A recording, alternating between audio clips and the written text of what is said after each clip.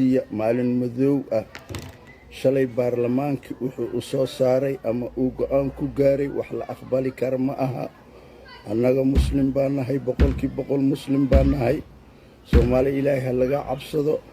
aabay culimmadeeni Soomaaliyeed, aabay culimmadeeni Soomaaliyeed, war ilaahay aan ka cabsano, arrimahan laga hortago. arrima la aqbali karo ma aha. 18 sano gaalay u qoran tahay carruurtooda ku qaangaaraan, annaga inaan ku raacno ma aha.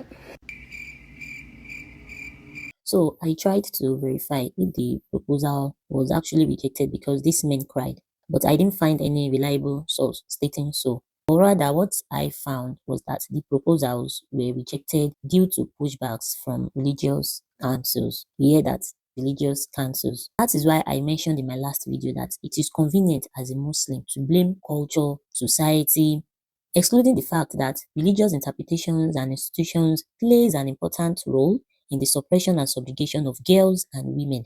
Because aside Muslim men who usually come up with such incomplete convenient statements, I see that such convenience often comes from Muslim women who have not lived the reality of a fully institutionalized misogynistic society. We all live in a misogynistic world, yeah, but we have to know that the degrees are different.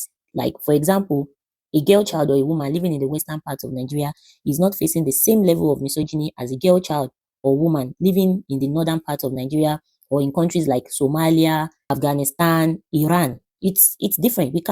It's not the same level of misogyny that is happening to those girl child or women there.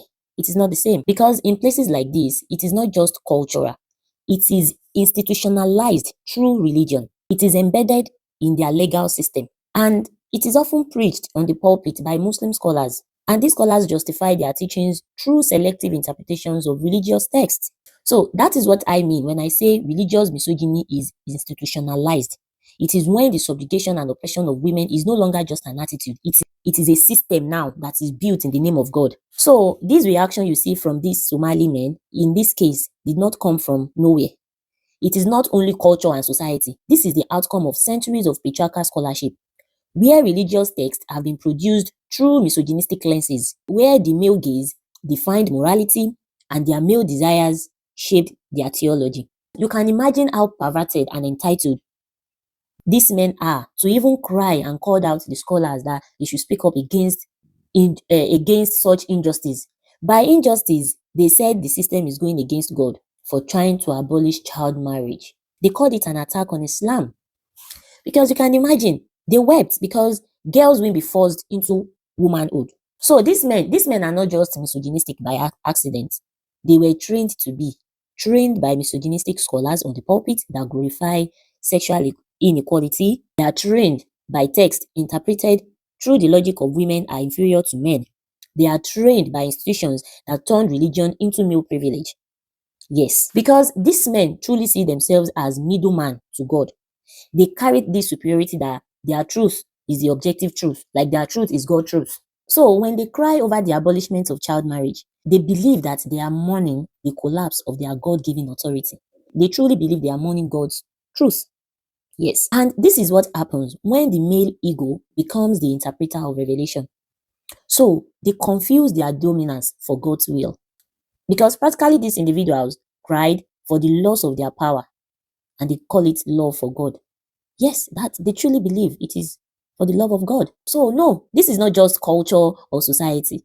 This is institutionalized misogyny that has been shaped by religious texts. And this thing about it is the Somali culture, it is false. We are making a dishonest argument, because the justification for marrying young girls did not start as a Somali tradition.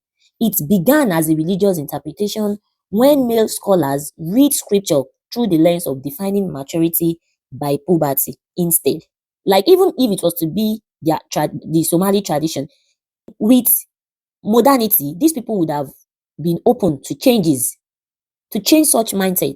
But here we are talking about religion, something that is built under the name of God. So what are we saying?